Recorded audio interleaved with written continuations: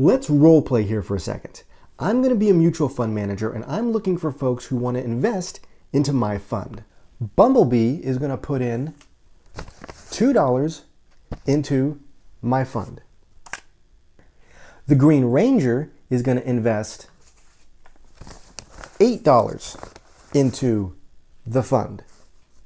Mr. and Mrs. Bear are going to put in $10 in the fund.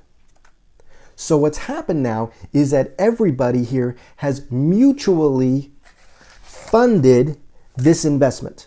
My job as the mutual fund manager is to take all the money that was pulled in from the investors and to go buy stocks in businesses such as Google, Amazon or Apple, Microsoft, Facebook, Walmart, and Xerox. Everybody who's put money into the fund now owns a small piece of Microsoft or Xerox or any of the other companies that are put in here. And everybody makes money as the prices of all of these stocks go up. Now, part of my responsibility as fund manager is to make sure that I pick stocks that are going to generate returns that please the investors. And if I happen to notice that a particular stock isn't performing that well and lowering the overall performance of the fund, it's my responsibility to get rid of that and exchange it with a new stock. However, my services don't come for free, and there is an annual fee to cover that. Out of the money that was pooled by the investors in order to make this investment, I, as the mutual fund manager, am going to take out my fee. This money is going to go towards administrative upkeep, some basic maintenance, as well as advertising. It's an annual expense, and it's called an expense ratio. Now that I've been paid, it's time for me to start doing my job. I happen to notice in the news that Facebook isn't doing too well, and its stock is going down. So I need to go ahead and replace it. But I notice that Home Depot is actually on the rise. So I decided to go ahead and sell out shares of Facebook. In exchange, I will buy shares of Home Depot. Each time I buy or sell stocks within the fund, that's going to create a transaction cost. Now, I'm not going to pay for that transaction cost, and the fund's not going to pay for it. So that leaves the investors left to pay every single time a stock is bought or sold within the fund. Now, currently for this example, I have 10 stocks in this mutual fund, but let's just say that for this, I want to go ahead and replace out Xerox, Facebook, and Apple. And I'm going to exchange them for Best Buy, Johnson & Johnson, and Target. So what I've done is I've replaced 3 of the 10 or 30% of this portfolio. This is called turnover. The higher the turnover percentage, the more transactions that are occurring and the more fees the investors are going to ultimately end up paying. It also means that in a little over 3 years, the entire fund is going to get a facelift. So for example, let's say the turnover was 50%. That means in 1 year, half of the entire fund gets replaced. And in 2 years, the entire fund gets a whole new facelift. It would be advantageous to all investors involved that the turnover percentage is as low as it could possibly be, thus reducing the transaction costs that they all would have to incur. As an opportunistic fund manager, I want to be able to pounce on any deal the moment I see it. I happen to notice in the news that Sony and Disney are now starting to work together with their whole new Spider-Man deal. And I start predicting that Sony is now going to start going up. So I want to grab Sony shares.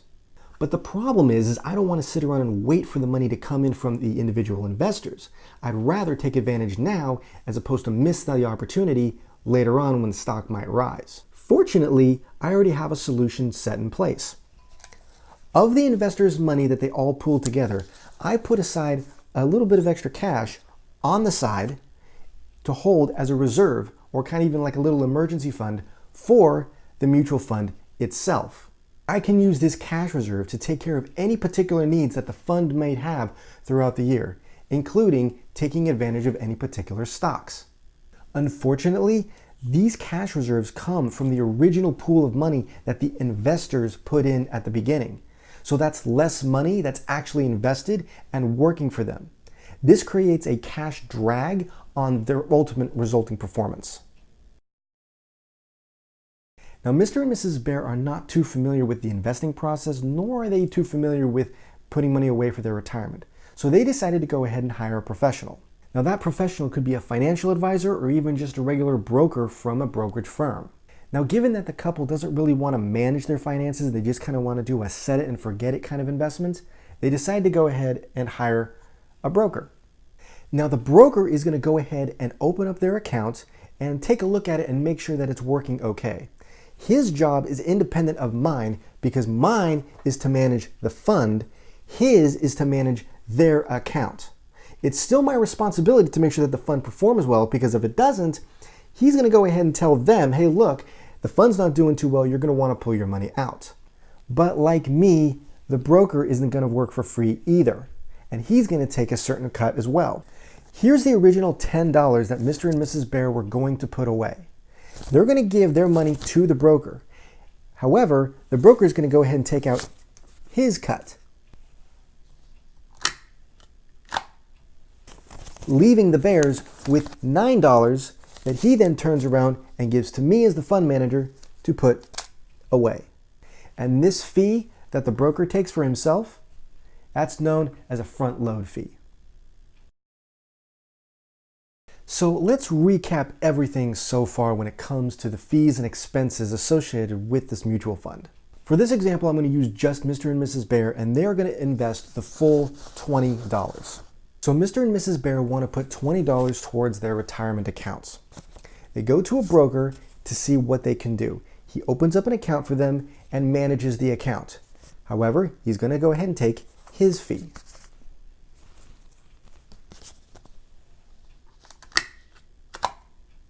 The remaining $19 now comes to me as the fund manager to put towards their investment. However, I need to take my cut for managing the fund. I'm also going to take out another couple dollars just so that I have a cash reserve for the fund so I can take advantage of any opportunities that I see throughout the year. There's also going to be some transactional fees throughout the year, so I need to take a little bit out to cover that as well. The remaining $15 is now what actually gets invested into the account. So from the original $20 that Mr. and Mrs. Bear put in, you can see through a combination of expense ratios and turnover fees and cash drag and front load that this is going to ultimately impact the amount of money that they have returned, because only a portion of what they started off with is actually going to work for them. You know, looking at it this way, it seems that a lot of the fees that the investors are paying is kind of originating from me. I mean, if I wasn't here actively managing this fund, well, the expense ratio wouldn't be that high. And also, if I wasn't here constantly buying and selling shares, well, then the turnover would be lower and there wouldn't be as many transaction fees for the investors to pay. And then if you don't have to have as much turnover, well, then that means the amount of reserves in cash wouldn't need to be that high. So more of the money that the investors put in could be invested. And if you went ahead and decided to go ahead and say, well, I'll buy the thing directly from the brokerage account or from the brokerage firm, I really don't need this guy, so screw him. I wonder if there is a way that we could go ahead and buy funds and invest without having to worry about all these other fees. It turns out there actually is a product that will do this. It's called an index fund, and I'm going to go ahead and go over that in next week's video. If it's already past next week by the time you're watching this, I'll go ahead and put a little card up here that links right to it. So thanks for watching my little playtime with mutual funds. I hope you enjoyed that. Have a great day, and I will see you next time. I have to pee. It's okay, I'll try to use it.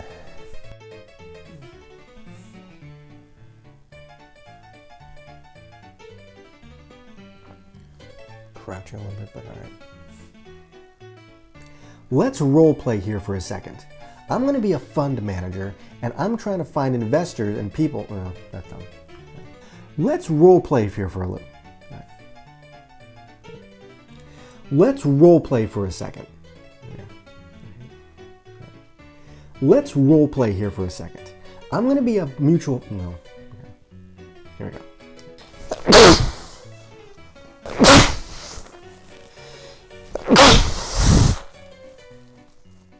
Ow. The Green Ranger is going to invest $8 into the fund. Look at that. Bumblebee's grabbing the Green Ranger's ass. And if I, right, okay, here we go. And if I happen to notice that a particular stock is not doing well, it's going to be my responsibility to sell that. All right. However, my services don't come for free, and I do charge them. However, my services don't come. However, my services don't come for free, and there is an annual expense for that. I'm going to go ahead and take out my fee. This money is going to go towards administrative costs, advertising, together in order to make this investment. So however, because the broker is going to be setting up the account, he's going to take his cut. Don't we all wish we could do that to the brokers nowadays? All right. Each time, okay, and the fund's not going to pay for it, so that leaves the only folks that can let.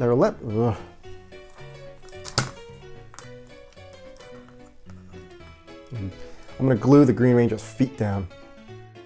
Okay, this is going to be for the ending once I can get the Green Ranger to get on his stand.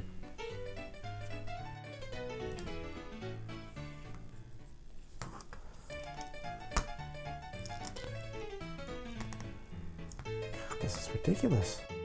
So thank you very much for watching. I hope you enjoyed my little playtime with mutual funds. So thanks for watching my little playtime with mutual funds. I hope you enjoyed that. So thanks for watching Playtime with Mutual. Okay.